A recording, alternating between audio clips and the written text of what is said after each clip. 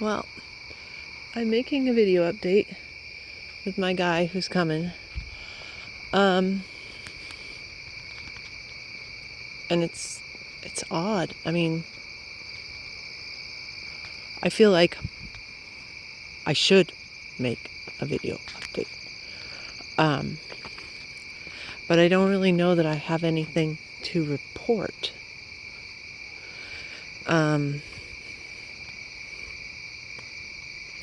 Because things are more or less the same. So my son has been at college for 2 weeks now.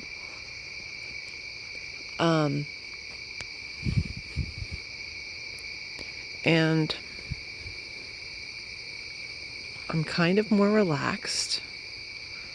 Okay, strike that. I am massively more relaxed, and actually, there's like medical proof of that. It's gross to say, but it's true. It's been absolutely fantastic physically for me. I ran into one of my son's old workers over the week, last week, was it like Tuesday maybe? And she said, "Oh, you look so relaxed. You don't look stressed.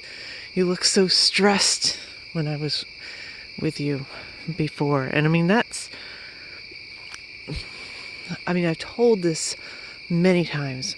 My son is autistic and he has some issues, and I'm his lightning rod, and I'm his safe space, and he sort of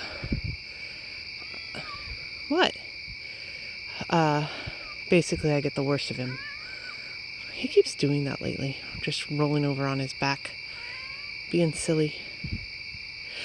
The cat, not my kid. Anyway,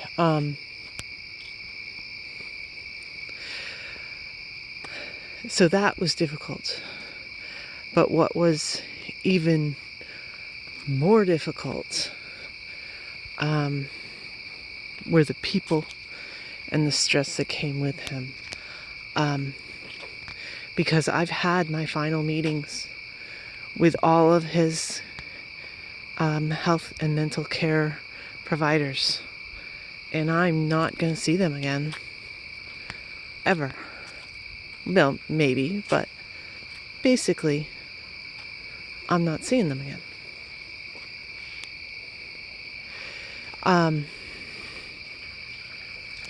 So that is a massive amount of stress off my shoulders. The other thing is trying to manage this kid. He has issues with his schedules. He has issues with everything. He's really into college, but he sleeps through his alarm and he misses classes. And, that's life. That's what happens in the first semester of college. He turned in homework and only did like a half-assed job on it because he got away with that in high school. And I'm just like, okay, I'm listening to this and I'm listening, and I can't do anything to fix it, so I'm trying to leave that alone. I told him, okay, this is how you set up alarms, this is how you set up multiple alarms, this is how you set up permanent weekly alarms on your phone. Make it obnoxious, make it loud, make sure your phone is plugged in and it'll go off regardless. But, this is a learning curve. He has to learn. And there are things that he's already learning that are fantastic. But that, what do they call that? Emotional labor, I think is the term. That lands squarely on a parent, any parent, but mostly the mother, who is supposed to keep the family going.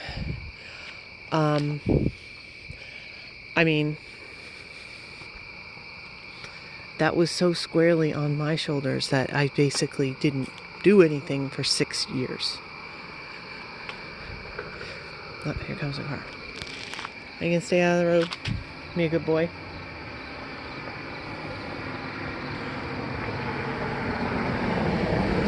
There goes the car. Come on, cat. Oh, I'm supposed to not say because it's been turned into a drinking game or something. Anyway, it's actually really hard to make these videos, and to gather my thoughts and to try to make them coherent and to shut down the, oh, what you're saying is stupid, shut up voice that's constantly popping into my head. So sorry if it's so annoying that I'm saying that all the time. I'm trying to redirect myself whenever I say that. So I'll try not to and get back to the point, which is, so they're sort of like my emotional stress of the way that my son communicated with me, which was not good, is gone. And the mental stress of trying to manage his life when he is his own human being and he makes choices and, he makes choices and it's not my fault. And he's so used to me coming in and saving the day that as far as he's concerned, I'm responsible for the choices he makes. Which is not true, of course. I actually spent a good 6 months in, it was actually a family therapy type situation. It was my son's therapy, but the therapist kept pulling me aside saying, it's not my fault what he does. And you can't take responsibility. You've got to cut yourself a break. I don't control this kid. He is completely able to take control of himself. Stop that. Because I would take it. This is normal, kinda, to a degree, but I would take it really personally when things just didn't work out. And I got a... What? What's the problem? Hi. What? What? You need a break.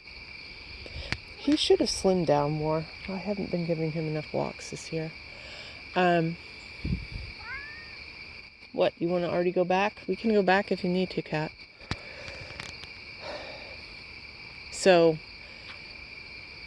the stress of not having to monitor him constantly and sort of judge myself based on his choices, that's gone, that's good. But now here comes, those are the good, and the bad, bad, challenging, I don't know how you'd call it, is that I have radically changed my entire life.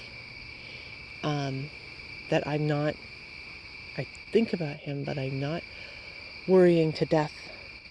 And it's really hard for me. I think I sent him 2 texts saying, did you do your homework? Just because I can't stop. And I will stop. That's 2 compared to 10 times a day. So that's actually a really huge improvement.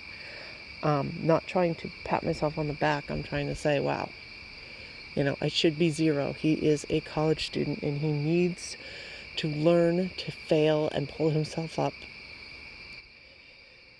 And what he needs to do. Uh-oh, here comes a car, Cat. Hey, car, get out of the road. You're gonna get squished. See, worrying about this is the type of thing. This is a cat with a pretty good sense of self-preservation because he's never been hit by a car yet. And yet, I'm talking and using English, which he doesn't understand, to tell him to get moving. Hey, Pops, where are you going?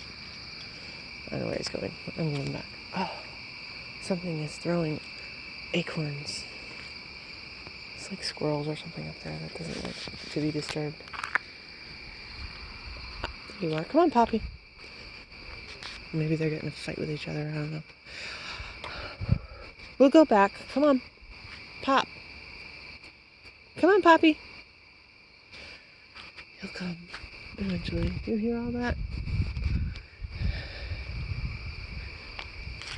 See, here he comes.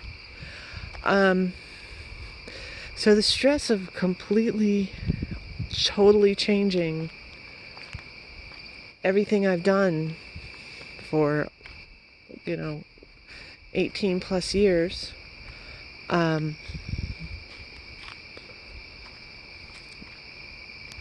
it's exhausting. That's what it is. And I've been really tired, and I've been sleeping a lot, and I'm not a person who sleeps, and this is weird, but I have like some pretty severe... What are you doing, cat? Insomnia, basically caused by stress. Poppy. Poppy. Oh, he'll come. Actually, I think I hear Pansy down there too. Yes, I've got cats named after flowers. Because I'm crazy. Anyway. Redirecting.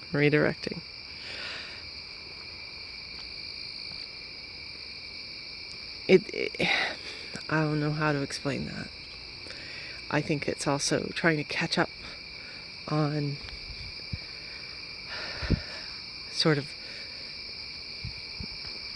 things that my body has needed for quite some time. Is he coming? Yeah, he's coming.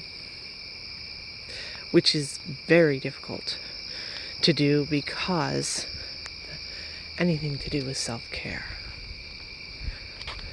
is just against my nature.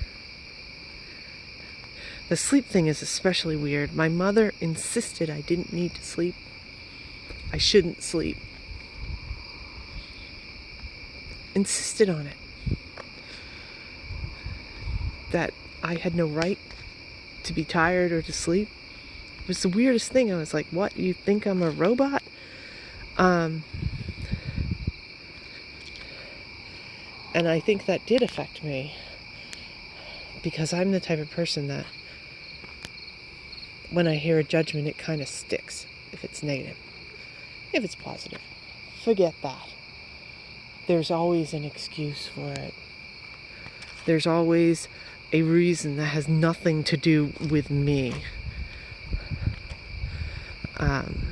And I'm quick to point it out. I don't, somebody tries to give me a compliment. I don't say thank you. I correct them for, their error in realizing that there's a white cat down there.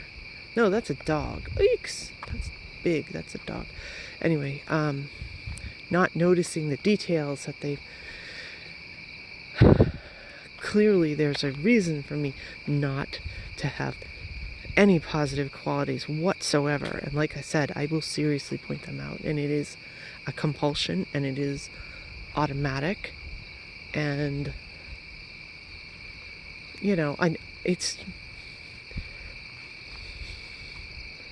I'm thinking in my head, I'm just being truthful to people, and this is the truth, so, get with it, the truth, as opposed to whatever, incorrect set of thoughts that you're having. Let's stick with the truth. I need to correct people so that they don't have an impression of me that's positive when it's obviously actually false. It's just a surface thing that they misunderstood.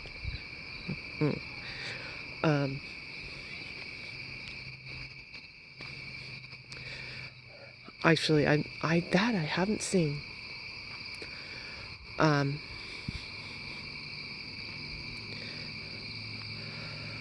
It would be really interesting to hear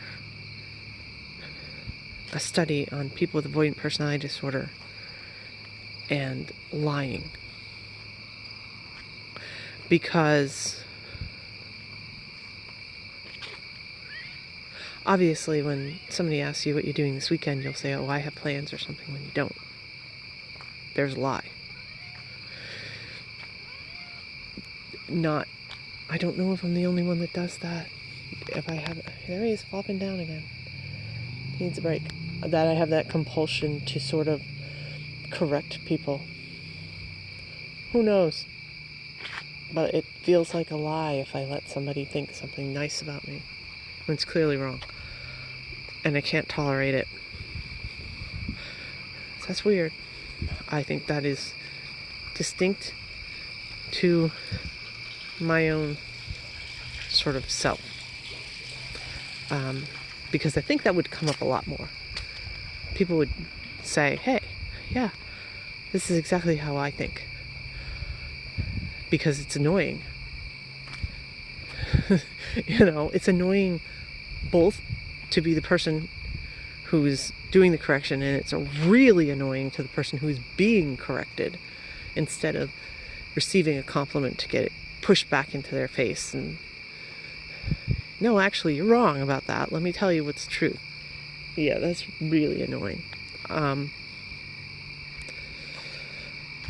Off-putting, pushes people away. I mean, there's quite a few really advantageous side effects of behaving like that. But it's not really nice. That little black cat didn't come out to see you. Are you disappointed about that? She must be inside. I think it's supposed to rain tonight. It's supposed to be raining now. It's not anyway. So there's that stress. That is, again, it's just do anything for nearly 20 years and then stop doing it. Just boom, here it is. The gate comes down. Done. No longer. I mean, I can be an advisee. I suppose it's like leaving a job or something. Without a new one. So then I think the reason people are interested in this is because I've sort of done what's kind of the big fantasy of people with avoidant personality disorder, which is that I've sort of become a hermit. I mean, not 100%. I go grocery shopping, stuff like that. But I do not interact with anybody on a deep personal level at all. Like I said, I text my kid. I send him pictures of the cats because he misses them really badly. At least he's talking to me again. He's very willing for me to show up with a bag of groceries for him. Other than that, he's not interested in me at all, which is fine, and he's not supposed to be. And there's nobody else. I have no family. Well, I do. I actually have quite a huge number of family members around, but there's no way in hell. There's no close family. Friends? No. As a matter of fact, I've got somebody I just about damn near had a panic attack, who's been probably my longest friend. I've probably known this guy for 40 years. Easy. He's coming to the neighborhood. He's been living on the other coast. So, an entire continent away. And now he's coming for a visit. And he's like, hey, anybody wants to see me, just get in touch. And I'm like, there's part of me going, I really should. I should be obligated. This is... But then I don't want to waste his time with people. He's only here for a short amount of time. And he has lots of friends. And I don't know, it's very stressful. But how does the isolation work? It's kind of doing my head in a little. I can't keep track of time. I can't keep track of days. I've always been sort of super organized. All these appointments I've had to take everybody to, but I forget what day it is. I wake up in the morning and I don't know if it's day or night or what. And again, I have a sleeping issue where for the longest time, literally the longest I could sleep was 2 hours. This guy has his brights on and he's really obnoxious. Okay, cat's with me. He's not gonna get squished. Ah, he's turning in. So, I don't know. I do not suggest it that you go and get everything cut off. If you end up like losing a relationship, getting divorced, something like that. Oh, here comes a car. I'll get to the other side. Find other people. I mean, almost like I said, this is a person who's coming from California.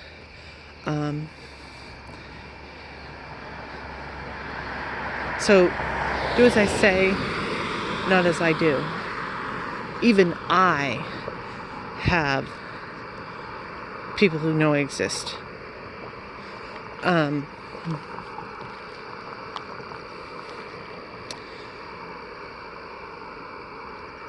Definitely lean on them. I think for this to have happened, having it happen in this weird shingling thing, where first it was my mother who died. You okay? No cats. Getting close to home. Anyway, they come out of the woodwork. Well, they come out of the woods, literally. I don't know where Perry is. I haven't seen him hopping along. My mother died unexpectedly. I was told by the doctors that she would live another 5 years, and she died a month later. It was really friggin' annoying, because I asked the doctor, I said, is this it? I ask him every time, do I need to call my sister? She lives quite a bit away, and she's going to have to get a flight. And they were like, no, she didn't. So, of course, my sister was pissed because, yes, in fact, she was dying and she did need to come. I mean, it was unexpected.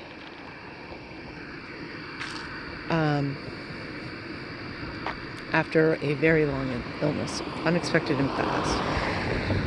What happened with my father, I've been trying for years. I didn't realize how bad it was with his dementia. And I have been trying for years to get him some help. And so that also was a shock that it was that extreme. I mean, I knew, but I didn't know because I'm not a doctor. I knew there was something going on, but so those were good sort of like test runs for having my son leave.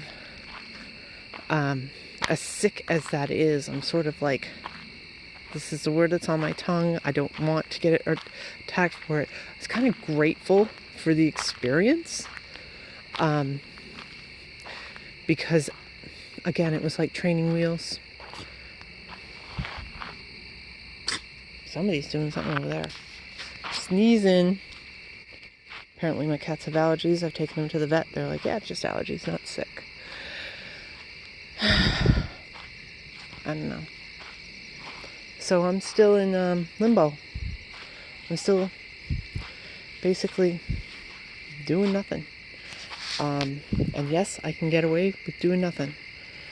For a short while. Why? Because I live in an incredibly frugal lifestyle, and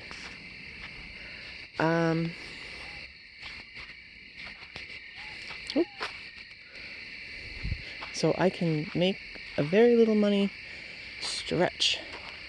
Basically, I live like the grad student lifestyle. So this is like a nothing video. Other than to say, I did not completely fall apart. I felt really, really bad. I was lost. And then I've been really, really tired. And now I'm like, need to find a project or something. Because I'm doing nothing. And it's only been 2 weeks At some point, I'm going to have to start doing something. Anyway, so that's the update. Bye.